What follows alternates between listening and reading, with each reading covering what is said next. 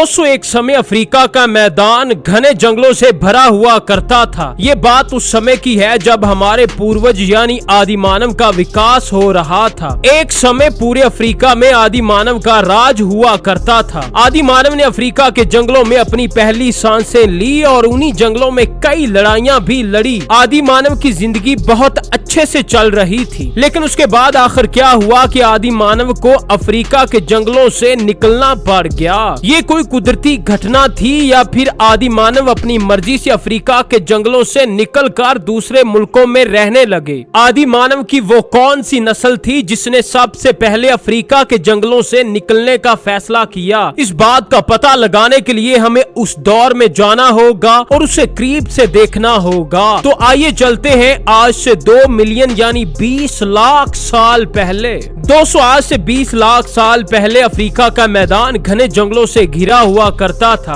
और चारों तरफ खूबसूरत पहाड़ और नदियां हुआ करती थी। इन घने जंगलों में तरह तरह के जानवर अपने शिकार किया करते थे। उस समय का सबसे खतरनाक शिकारी बड़े दांतों वाला शेर हुआ करता था, यानी उन्हीं घने जंगलों में आदि मानव का राज भी हुआ करता था। दोस्तों, अफ्रीका में आदि मानव की सबसे पहली प्रजाति का नाम ऑस्ट्रोपैथिकस था। इस प्रजाति के मानव सबसे पहले पेड़ों पर रहा करते थे और फलों और पत्तों को खाकर अपना जीवन गुजारते थे। समय के साथ साथ उनके दिमाग का विकास होने लगा और उनकी शारीरिक बनावट में बदलाव होने लगा और हर चीज को जानने के लिए आदि मानव दरख्तों से जमीन पर उतर आए और ये एक नई प्रजाति में तब्दील हो गए। इस प्रजाति के आदि मानव फलों के अलावा गोश्त भी खाने लगे। शुरू में ये खुद शिकार नहीं किया करते थे, बल्कि जो बड़े जानवर शिकार करके छोड़ देते थे वो उन्हें खा लेते थे, जैसा कि आप इस वीडियो में भी देख सकते हैं।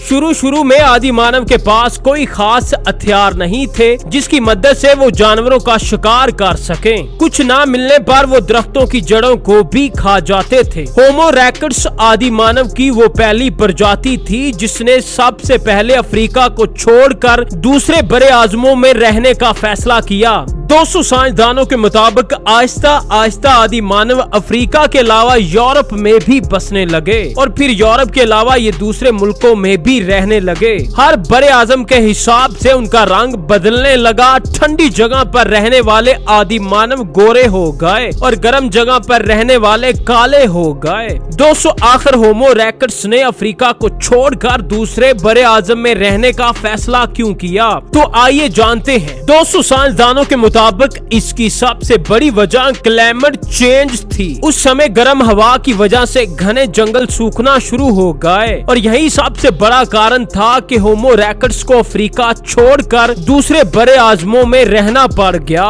200 क्लाइमेट चेंज का असर अफ्रीका में रहने वाले दूसरे जानवरों पर भी हुआ था, जिनमें से कुछ जानवर खत्म हो गए और कुछ जानवरों ने मौसम के हिसाब से खुद को बदल दिया। दोस्तों, ये वीडियो आपको कैसी लगी हमें कमेंट सेक्शन में जरूर बताएं। हमारे चैनल को भी सब्सक्राइब कर लीजिए, साथ में दिए गए बेल आइकॉन को भी प्रेस कर लीजिए।